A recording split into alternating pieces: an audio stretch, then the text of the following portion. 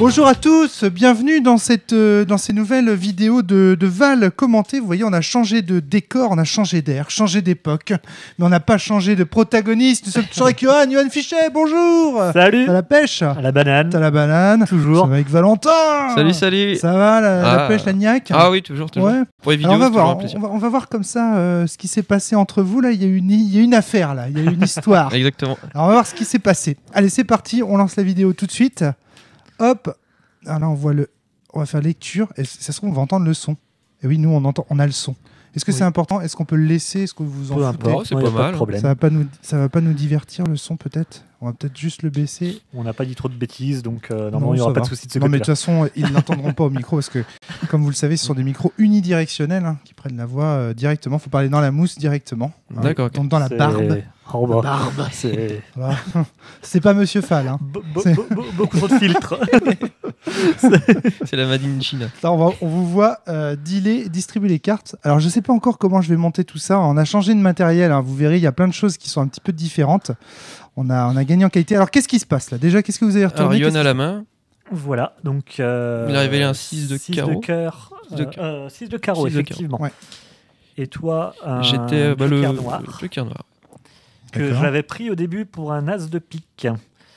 Vu que les as de pique sont toujours un peu stylisés, j'étais vraiment persuadé que c'était un as de pique. Ah oui, donc c'était pas une blague, ce coup de l'as. C'était pas du tout une blague. Pour le reste de la partie, c'était une bonne indication, parce que le pique, j'en ai eu. Et donc, moi, par contre, je n'avais absolument aucun pique. Le seul pique que j'avais devait être de valeur 2 ou 3.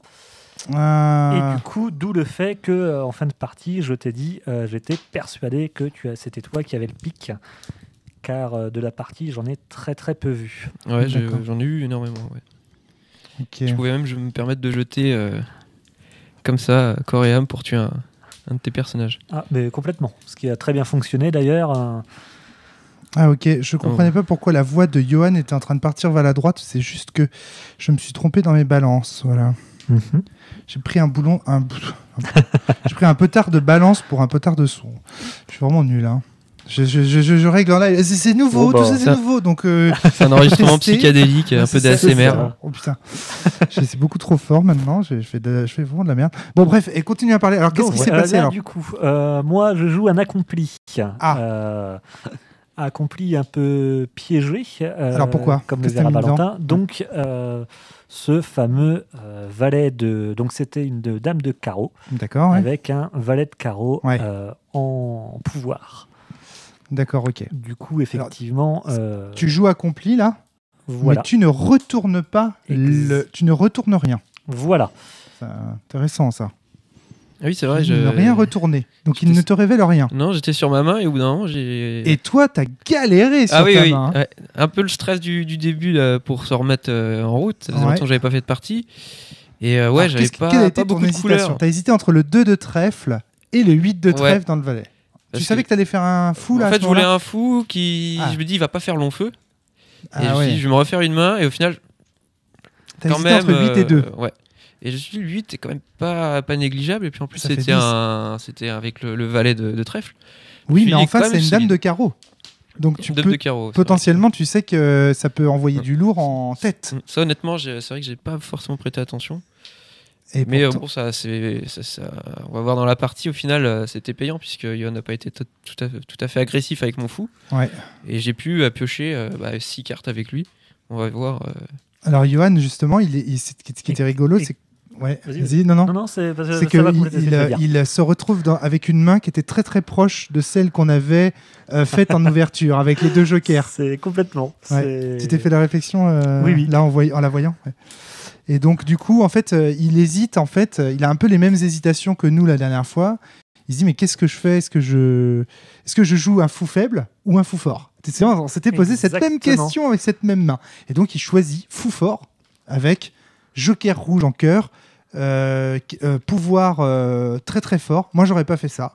Parce que voyant la dame de carreau en face, je me serais dit, si je fais un fou, je vais lui montrer du 10, mais il va en avoir rien à foutre, il va aller me le dézinguer. Moi, j'étais persuadé que c'est ce que tu ferais, Yohan, à ton tour.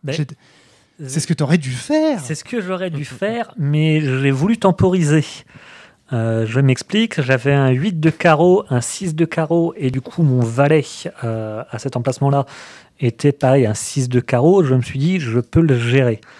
Et c'est vrai que moi, le but de la manœuvre, c'est, vu que je n'avais pas mis à part au pouvoir des grosses valeurs, je temporise, je gagne des points de vie, histoire de pouvoir me faire en quelque sorte une valeur, on va dire un peu cash, qui me permettrait d'absorber les premiers coups. Ah ouais, non.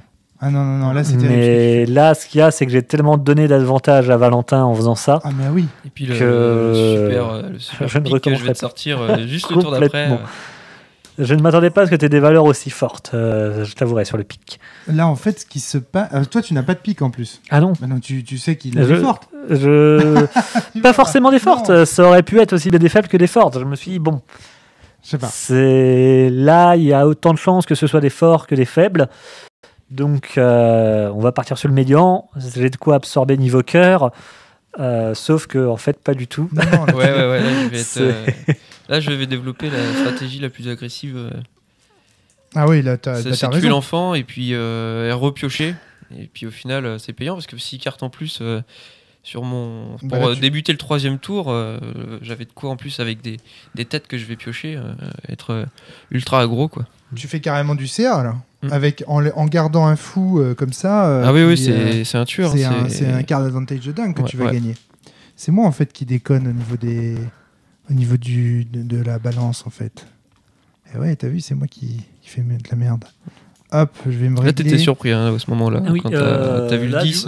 Je me doutais que tu avais de l'arme, mais je ne m'attendais pas à... Ça, c'est le coup de la partie. Coup, quoi. Ouais. Ça, c'est le coup de la partie. Le fait que tu laisses le fou en vie et que derrière, il puisse te dézinguer l'enfant comme ça, cash, c'est vraiment le coup de la partie. Là, ça y est, c'est fini déjà. Ah bah complètement, parce que je ne me suis jamais refait ma main. Non. Même avec la pioche supplémentaire... J'aurais bien voulu voir cette partie si tu avais joué ton carreau, Johan, sur le fou, combiné, pioché, tu dézinguais le fou, tu partais avec accompli, t'étais ultra powerful. Tu as commencé ton rush cœur trop tôt. Il était beaucoup trop tôt. J'ai voulu me mettre en fait une valeur en fait un peu tampon. Ouais. Et ça, je crois qu'en fait, c'est vraiment pas le bon plan. Je ne recommencerai pas. C'est de la prise d'info là, c'est ça, tu commences. Ouais. Ah non, Et ça, c'est bien joué. Hein. Ça, ceci dit, là, je me dis, tiens, ça y est, il revient en arrière, il tue le fou, et puis surtout, il pioche une carte, parce qu'il a quand même le valet de carreau dans la tête. Donc là, ça y est, tu reviens dans le match, si j'ose dire. Ouais, deuxième set, Johan. Quand j'ai vu, je connaissais ma main, je savais que... après, là, j'étais pas sûr. Je n'avais pas encore vu la valeur de cœur, ni de... Tu savais que tu allais te faire défoncer en cœur. Ni de trèfle de l'accompli. Donc je me suis dit, avec un peu de chance, sur un malentendu, ça va passer. Ouais. Et malheureusement... Non, là, ça le fait pas. Ça le fait pas du tout, parce que... Alors, bon, là, il a pris trop de CA. Il est à quoi? T'en es où, là? T'en es à 6 cartes de plus. 6 cartes de piocher. 8 si on compte les draws à la fin. Ouais. Donc là, il a trop de possibilités. Donc là, j'ai une tentative de triche, mais au final, au dernier moment, je me souviens que c'est vrai qu'on peut pas poser l'accompli directement quand on en a déjà un en jeu. Ah oui, d'accord. Je m'en aperçois rapidement, ça change pas grand-chose. Tu vas rire, mais je m'en étais même pas aperçu. J'avais même pas vu que et là c'était c'est marrant parce que c'était le chevalier qui avait pas très fort au niveau de l'arme, mais il avait un super esprit. D'accord. Et là j'étais à 10-10, non 10-12 pardon. On va voir, parce que j'ai le roi de carreau. Et donc je fais du 10-12. Ah oui, non, c'était un rouleau compresseur. Parce qu'à cause de toutes les pioches qu'il a faites. Hein. C'est ça aussi. Je sais pas si tu as pioché toutes ces cartes, j'ai pas vraiment observé. Là, j'avais une main quand même, j'avais pas beaucoup de couleurs. Et j'étais pas très serein. Par contre, j'avais les deux. J'avais le messianique et puis le possédé, qui m'a quand même pas mal servi, mais. C'est plié. Ah bah là, complètement. C'est complètement plié. Ça va en enfer. Et d'ailleurs, il a fait remarquer. Ouais.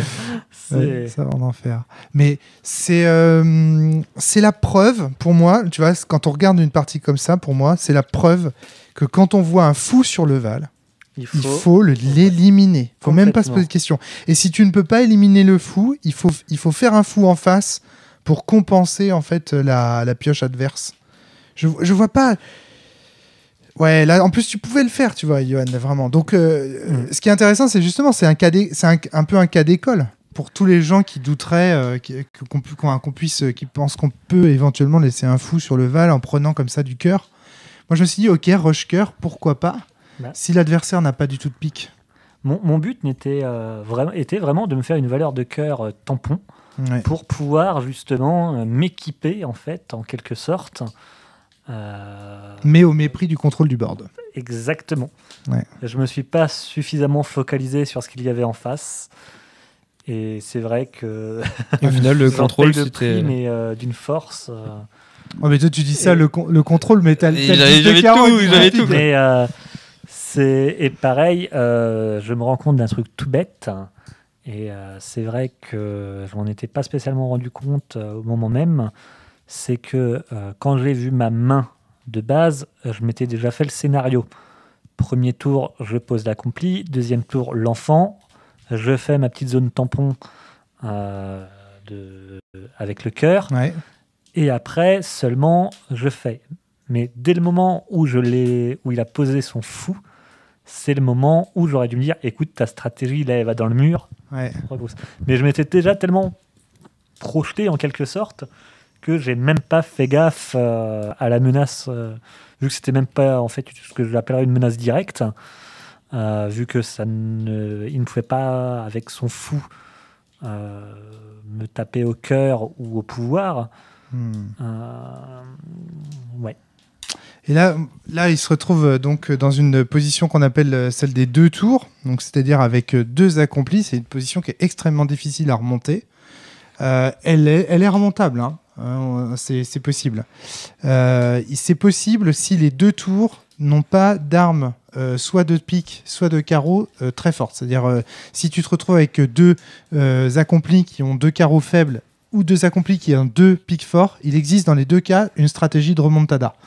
La première, donc si tu as des 2 carreaux faibles, c'est de poser une ombre et d'attaquer à la pioche ou un spectre et d'attaquer comme ça. Et la deuxième, si c'est les 2 piques qui sont faibles, c'est d'aller chercher au cœur, effectivement, en posant un enfant et en essayant d'attaquer.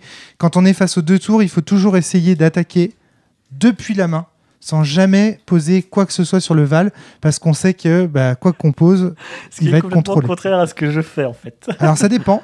Là, tu joues l'enfant. Qui était quand même assez costaud, l'enfant. Hein. Moi, je le battais pas avec ma... C'est pas une mauvaise idée, sauf que tu sais qu'il y a un 10 de pique dans la main de la dame de trèfle.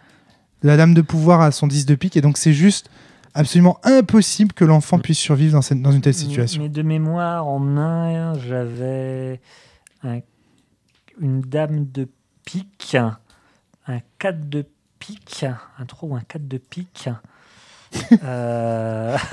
Il submerge le Val avec ses personnes. Tu sais que tu aurais pu juste remonter tes 2 accomplis et baisser le cheval. Ouais, mais c'était pas esthétique pour moi. C'est à force de jouer à quand tout le monde se tient la main, tu vois. C'est à force de jouer à Yu-Gi-Oh! Les emplacements sont stricts. Ah ouais, d'accord. Ok. Et donc là, du coup, évidemment, avec le 10 de pique, de toute façon, tu sais très bien que. Voilà. Non. Là, j'étais parfaitement conscient que l'enfant n'allait pas rester.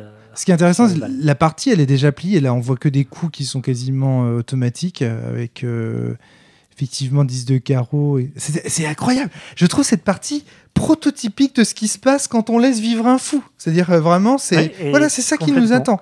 C'est de se faire submerger comme ça, une partie longue et douloureuse. Et voilà. Et tu as commencé ton rush cœur trop tôt. Alors là aussi, on trouve une marotte personnelle au Val, faire tomber les atouts. Si tu voulais faire un rush cœur, Johan, il fallait d'abord obliger Valentin à sortir son gros 10. Parce que l'enfant à 10 là-dessus était assez bon, je trouve. Parce que tu l'obligeais à sortir son 10. Et en plus, avec l'enfant, tu pouvais commencer à gagner de la majesté. Il pose son 10. Et là, tu contre-attaques avec l'accompli. C'est qu'en fait, tu as joué à l'envers.